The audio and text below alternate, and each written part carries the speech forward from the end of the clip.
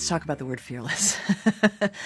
I don't like that word, and I don't like any of the bumper sticker mentality that goes along, that's very in vogue right now, about being fearless.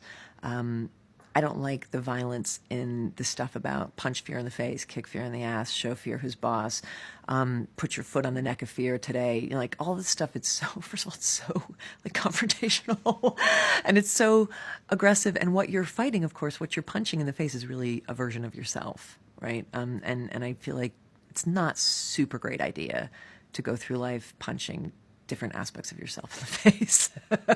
Like that leads to a lot of pain and a lot of suffering. Fear is one of the ingredients of being a human being. And I want all of the ingredients in my life because I want to be a complete and whole person. And that means sometimes being really afraid. And that's all right. It's part of the landscape. And one of the misconceptions that I think we have about fear is that we resent it and we hate it and we want to fight against it and we're mad at it because we feel like it's ruining our life and we don't want to have it. And the one thing that we're missing often is a baseline of gratitude toward it. There's no gratefulness in us to our fear. And that's not cool because you and I and every single person that we know, we are here alive at this moment because there was some point in our lives where our fear saved our lives. Probably you can think back to that moment right now. Maybe there were many moments. Get out of the ocean, the waves are too big, you're not that strong a swimmer. That's a moment where fear is trying to save your life. Do not get in the car with that guy. Like, remember that time you didn't get in the car with that guy? Because your fear said, he's been drinking since 3 o'clock this afternoon. You know, and there's something scary about his whole being right now. I'm not getting in the car with that guy. Times where your fear said, I'm not walking down that street. I'm not, to prove that I'm brave, I'm not going to walk down that street that doesn't have a single street light on it in this city that I've never been in before. No, I'm not doing that.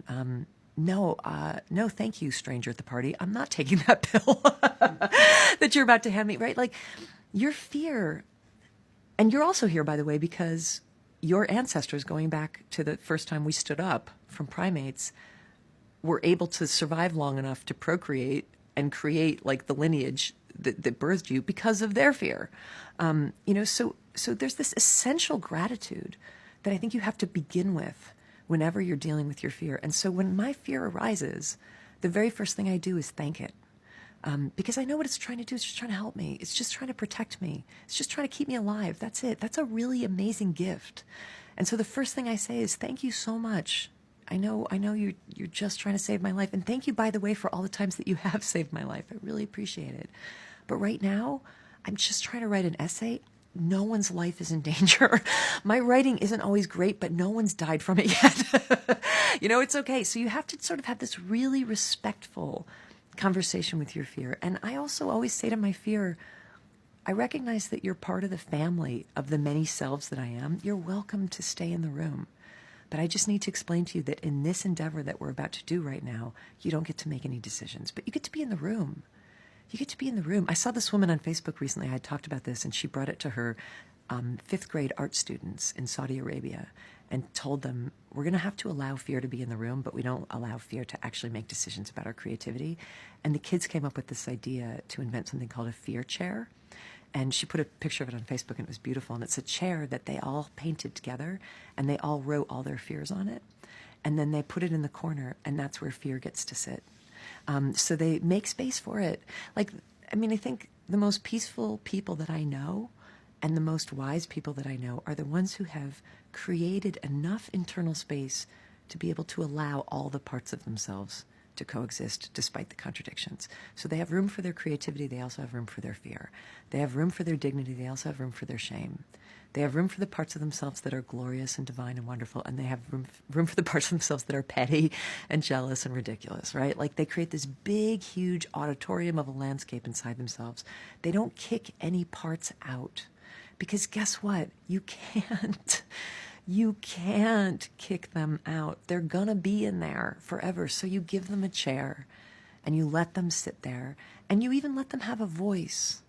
but you don't let them control the story that you're trying to engage with. And most of the time, what you do is engage in a very empathetic, very patient conversation, telling your fear what you're going to do now and explaining why it's okay. And saying like, look, I know you're freaked out, but this is what we're going to do. And it's a firmness, but it's not, I always say it's not a paternal firmness that's like, if I hear another noise out of you kids, I'm going to hit you with this belt. It's not that, right? It's a maternal firmness that says, I'm going to open the closet now and show you that there's no monsters in there. All right? And now we're going to go back to doing what we were doing. It's loving, but it's firm and it's inclusive. That's the trick.